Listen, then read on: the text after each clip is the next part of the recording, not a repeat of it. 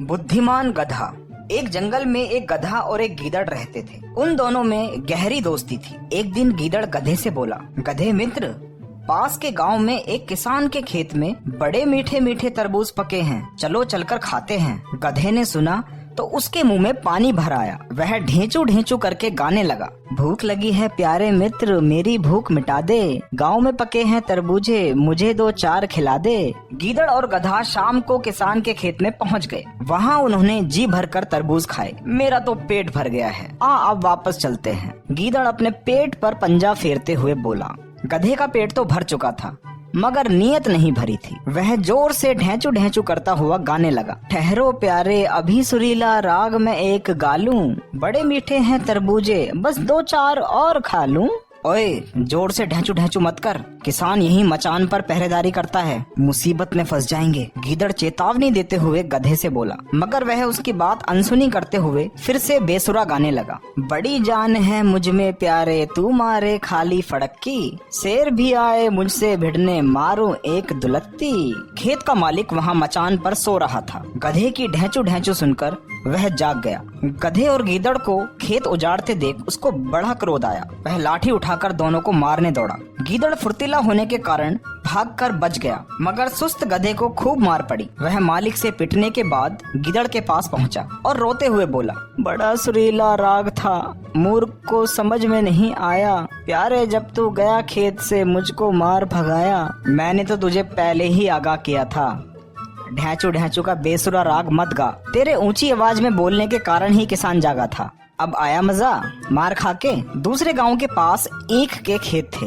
वहाँ कोई रखवाला भी नहीं रहता, फिर भी अपना मुंह बंद रखना, कल हम वहाँ ईख में घुसकर मीठे गन्ने चूसेंगे। गीदड़ गधे का मजाक उड़ाते हुए बोला। अगली रोज शाम को गधा और गीदड़ ईख में गन्ने चूसने चल दिए। चलते चलते गधा अधीर होते हुए गीदड़ से बोला, गन्ने बहुत रसीले होते हैं प्यारे ढेंचू ढेंचू, जल्दी चल गन्ने के खेत में, कौन करे खेत की रखवाली, खूब लेंगे मजे, अब ना कोई आएगा, फिर भी किसकी मजाल है जो हमें मार भगाएगा। शाम ढलते ही उन दोनों ने ईख में धावा बोल दिया। गधा तरबूजे के खेत में एक बार मार खा चुका था, इसीलिए धीरे धीरे गन्ने तोड़कर चूस रहा था, पर वहाँ गीदड़ जोर जोर से हुक्की करता हुआ हुड़दंग मचा रहा था।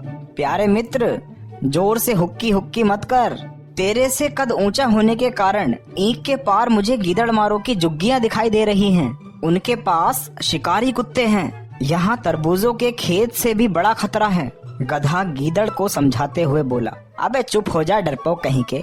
गीदड़ गधे को डांटते हुए बोला। आज गीदड़ पूरी मस्ती के आलम में था।